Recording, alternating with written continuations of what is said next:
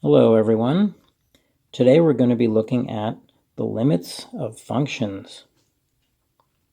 I'm going to assume that you're comfortable with linear functions like the one I have right here and the graphs of linear functions. Okay, limit of a function. This is how we denote it. We write the word or the symbol lim. Underneath we have x with a right arrow and a number, and then right next to it is our function. When you see this, you should say the limit of f of x as x approaches 1. And that's what we're going to try to find. Now I've already gone ahead and graphed this function. This function, when I graph it as y equals f of x, we get a nice line, slope of 1, intercept of 1. Very nice and straightforward. So what is a limit?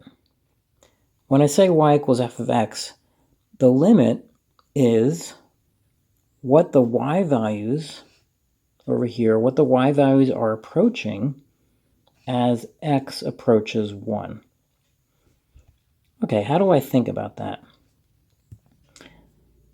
I tend to think of myself as being a person walking on this two-dimensional graph here. So if you think of this graph as ground, and I'm walking on this ground, and I'm walking along this line, and my x values are increasing as I go along the line like this. I'll draw a little arrow so you get what I'm talking about. So I'm on this line, moving toward this point right here. Basically, I'm moving toward an x value of 1. I'm coming at it from lower values of x than x equals 1, but that's what I'm doing. I'm walking along this line, and I'm thinking all the time, what is my x value? Well, I'm getting close to 1, and at the same time, I'm thinking, what are my y values getting close to?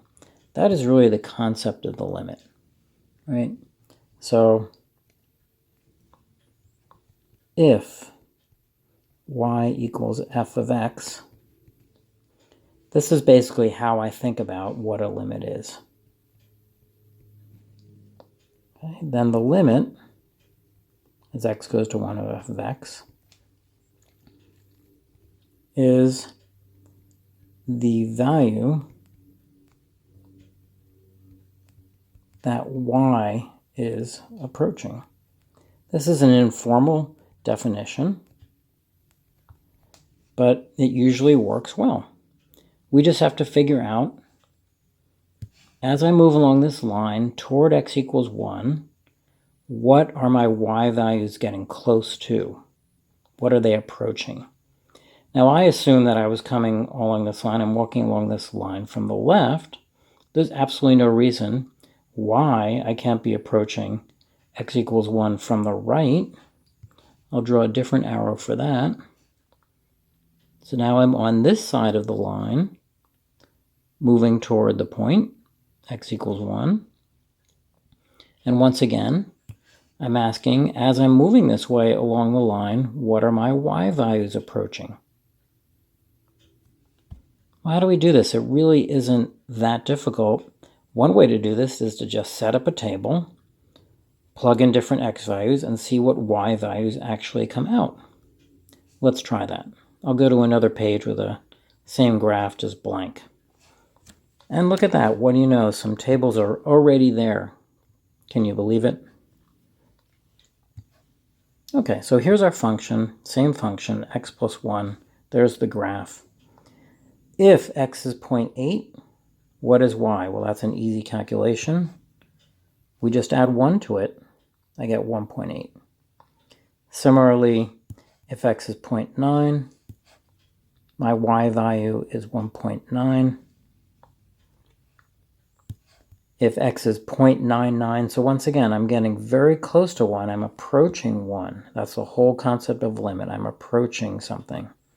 X is approaching 1, so I'm now making something very close to 1. What is the y value? I add 1, 1.99. I could also do 0.999, in which case I would get 1.999.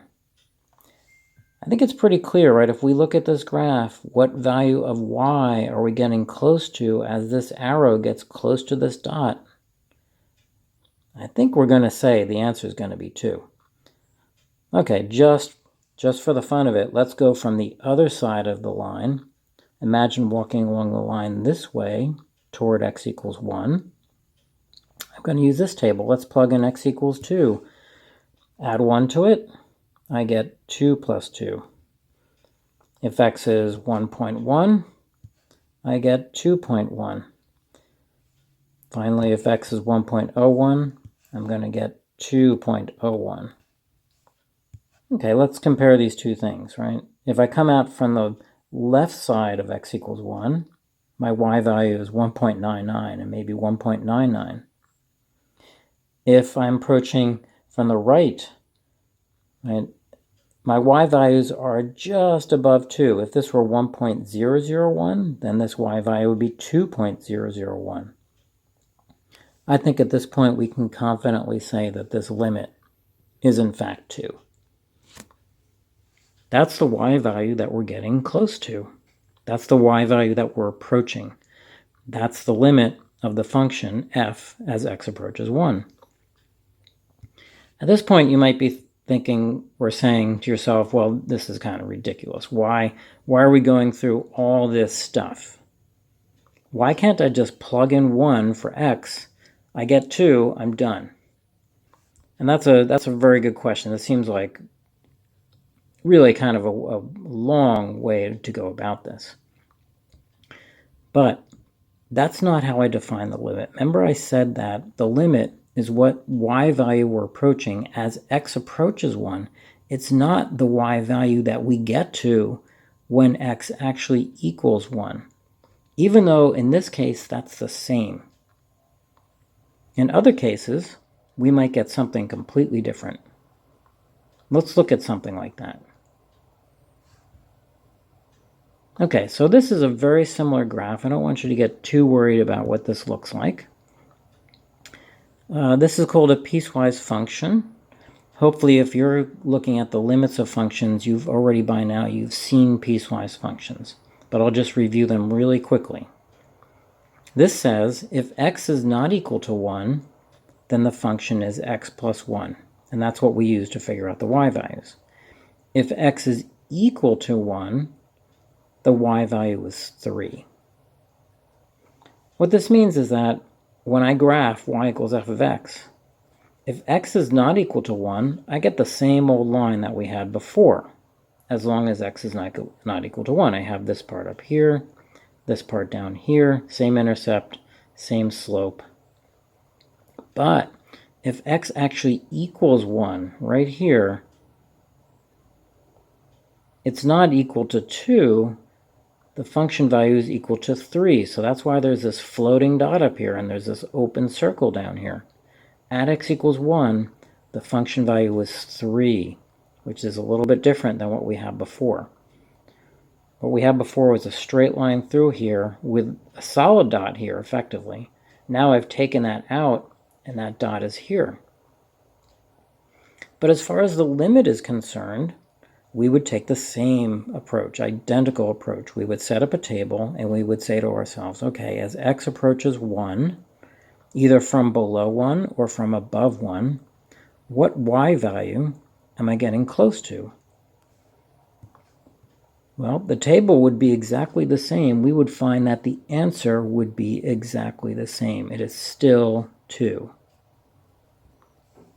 As I walk along this curve toward x equals 1, as my x values increase toward 1, my y value is increasing and approaching 2.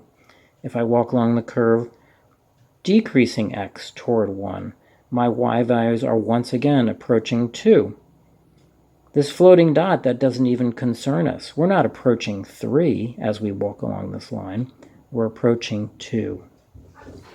And that is the concept of the limit. This number 3 here actually could have been anything. I could have made this 500. I could have made this minus 12.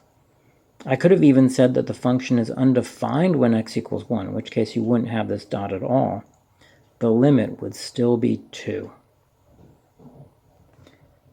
Now in another video, we'll talk about actually how to calculate limits of functions, specifically polynomials and ratios of polynomials.